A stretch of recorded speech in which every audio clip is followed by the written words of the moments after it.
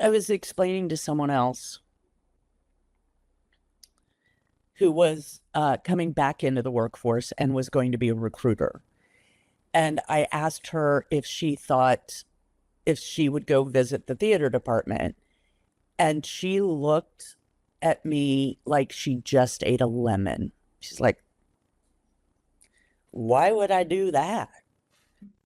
And I said, well, would you like me to explain? And she said, yeah, absolutely. And I said, okay, I'm going to tell you what theater people do in business speak. And she's like, okay. And I said, okay, here we go. It's all soft skills. We work well on a deadline. We work well with minute detail. We work well with no detail.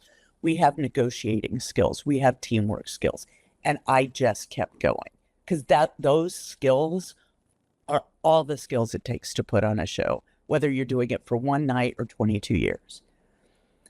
And I just kept going and her jaw just kept dropping. I said, the problem is, and at the time I was working multiple things. I said, the problem is you look at my resume and you see 20 jobs.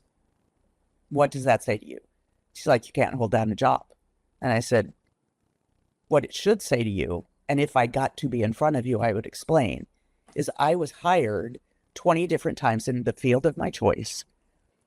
And some of those were 2-week contracts. Some were 6-week contracts.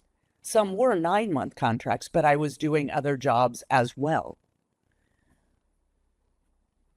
You don't see that. You see it as I can't hold down a job because I have 20 jobs.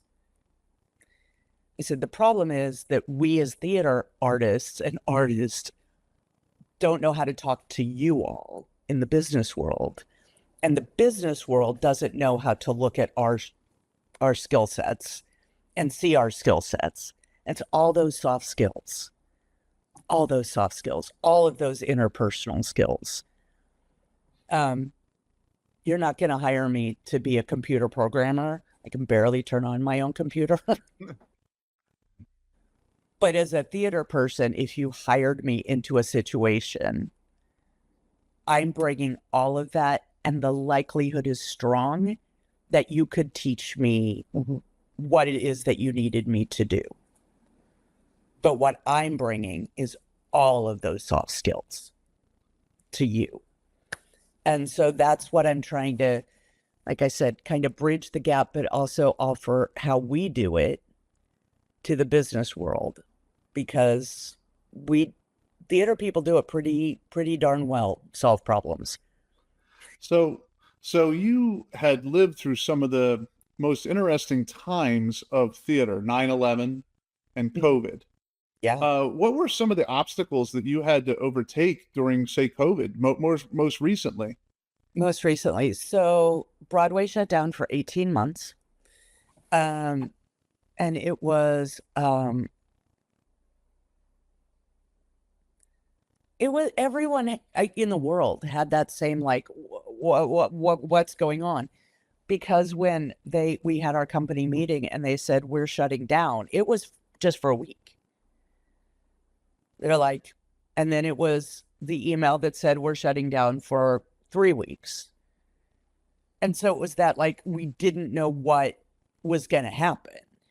So do you stay where you're at? Do you move somewhere? Do you get another job that you're going to have to quit because it was all of that unknown that everyone was going through, trying to, dance on quicksand.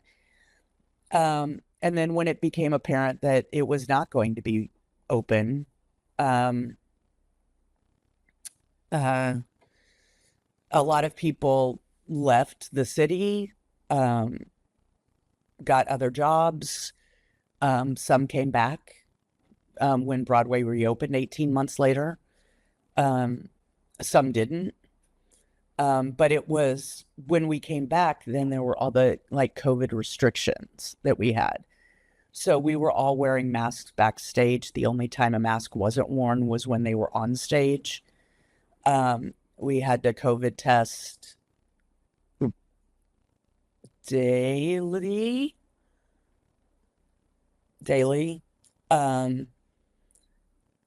We had a strict COVID policy that if you tested positive, how long you had to be out and what you had to do to come back.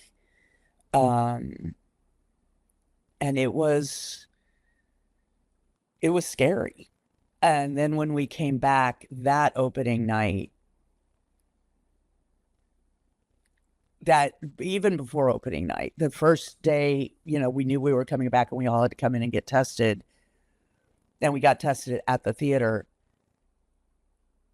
All of us, and they taught, wardrobe is going to be from 10 to 11. And like, nobody left. Like, we were all hugging with masks. We were all hugging each other because we hadn't seen our family. We didn't know if people survived, because people were dying, are still dying from COVID. We didn't know if people had left. We didn't know who was coming back. So it was just like a family reunion. It was amazing. And then, remounting the show, we had to, do that and do all the tech work and kind of get back up to speed. But that opening night, man, it felt so special because we didn't know if we would ever be able to do it again.